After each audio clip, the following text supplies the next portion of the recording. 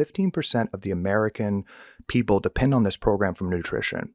And 10% of that funding goes to soda, goes to sugary drinks. 70% goes to processed foods. Diabetes now, prediabetes among children is 25%. This used to be called adult onset diabetes. Doctor that treats diabetes didn't see one child their entire career who had diabetes a generation ago. Now it's very common.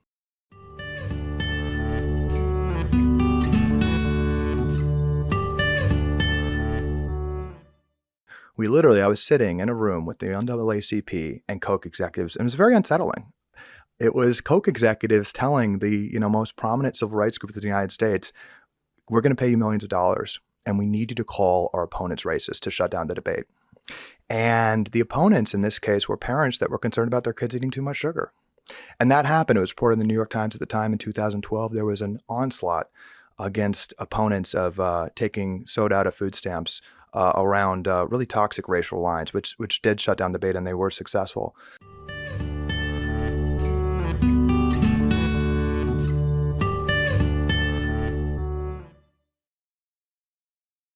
There'd be an exchange of funds, and then the Heritage Foundation would do PR and studies saying how we've got to keep these kids having their Coke.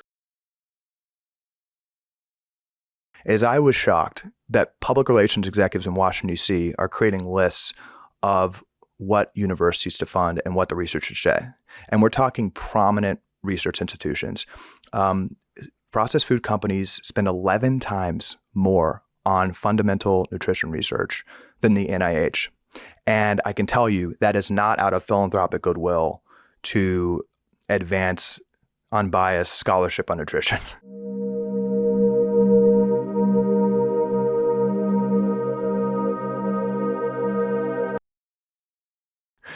When companies pay billions of dollars, they want something, and they're getting something.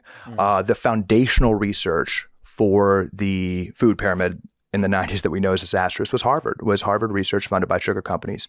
Up until today, where you have processed food companies funding foundational research, like this recent food compass from Tufts and the NIH, that's saying, and there's some ridiculous, absurd headlines here, but it is saying Lucky Charms are healthier than eggs and things like that, and systemically overrating processed food.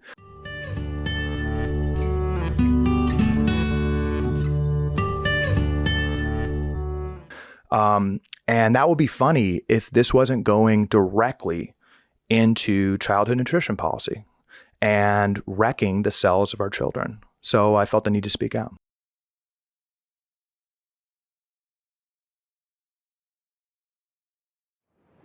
Annotated and summarized, easy to share with loved ones.